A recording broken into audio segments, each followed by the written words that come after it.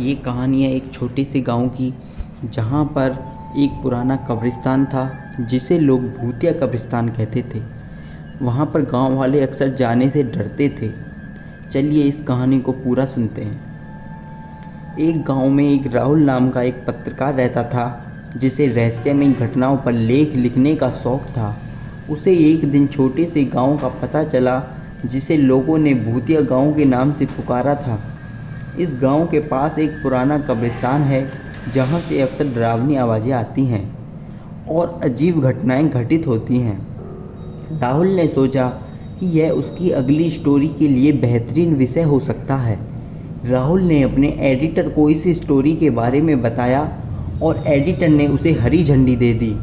अपने ज़रूरी सामान और कैमरा के साथ राहुल ने गांव की ओर यात्रा शुरू की। गांव पहुंचते ही राहुल को एक अजीब सी दहशत का माहौल महसूस हुआ। गांव के लोग उसे अजीब नज़रों से देख रहे थे।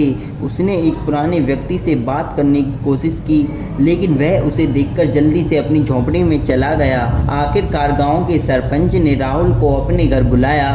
सरपंच ने राहुल को बताया कि इस गांव का नाम कालापुर है और यहाँ पर एक पुराना कब्रिस्तान है, जिसे लोग भूतों का कब्रिस्तान कहते हैं।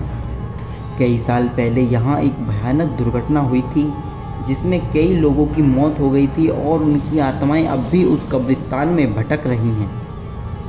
राहुल जब गांव में ठहरा तो उसने गांव वालों और भी बातें सुनी। गांव वाले उसे वहां जाने से मना करते रहे, लेकिन राहुल जिद्दी था और उसने ठान लिया कि वह कब्रिस्तान की सच्चाई जानकर रहेगा। रात को जब सब सो रहे थे, राहुल अपने कैमरा और टॉर्च के साथ कब्रिस्तान की ओर निकल पड़ा। कब्रिस्तान में घुसते ही राहुल को एक अजीब सी ठंडक महसूस हुई। चारों ओर घना अंधेरा और हवा में एक अजीब सी गंध थी। अचानक लोगों को लगा पीछे कोई चल रहा है। उसने मुड़कर देखा, लेकिन वहां पर कोई भी नहीं था। उसने यह सोचकर इसे नज़रअंदाज कर दिया कि यह उसका वहम होगा और आगे बढ़ गया। राहुल ने कब्रिस्तान में कई पुरानी कब्र देखी। एक कब्र पर उसने एक छाया को देखा जो धीरे धीरे उसकी ओर बढ़ रही थी।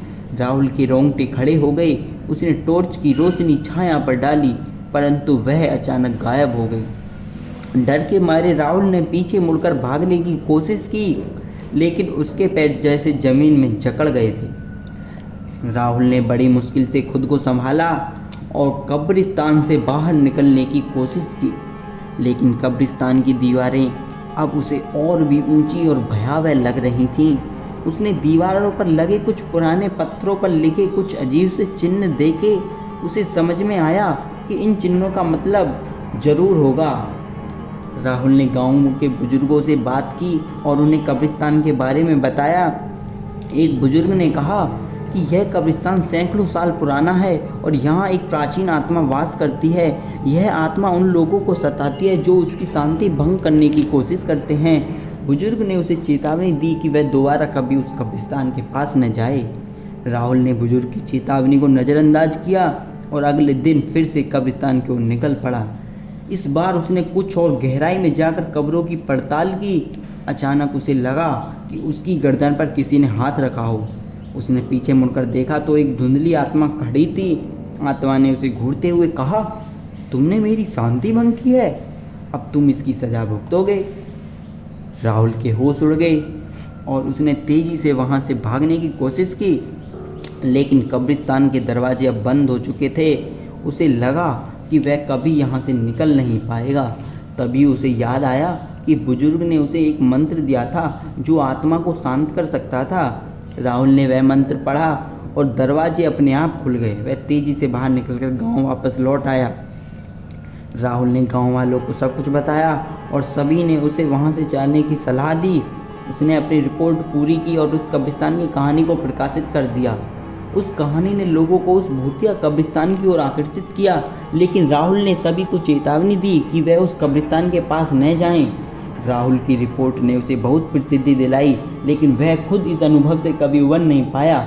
उसे हमेशा ऐसा लगता रहा कि कोई आत्मा उसे देख रही है।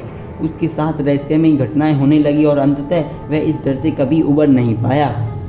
राहुल की रिपोर्ट प्रकाशित होने के बाद कई और पत्रकार और जिज्ञासु लोग उस गांव और कब्रिस्तान की ओर आकर्षित हुए।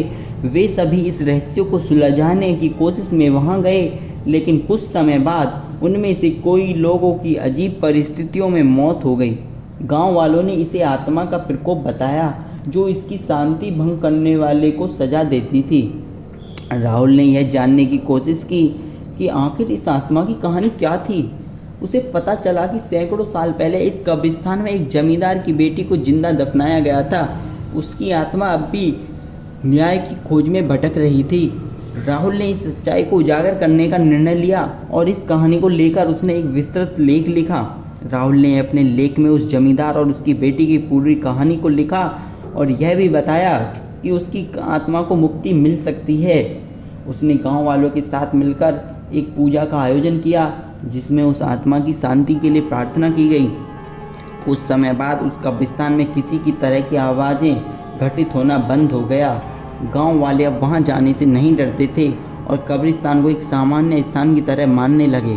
राहुल ने इस कहानी को लेकर अपनी पत्रकारिता में एक नया मोड़ देखा और इसे अनुभव में एक नया दृष्टिकोण दिया। आप लोगों को ये कहानी कैसी लगी हमें कमेंट करके ज़रूर बताना। अगर कहानी अच्छी लगी हो तो वीडियो को लाइक और चैनल को सब्सक्राइब ज़रूर करना। Thank you.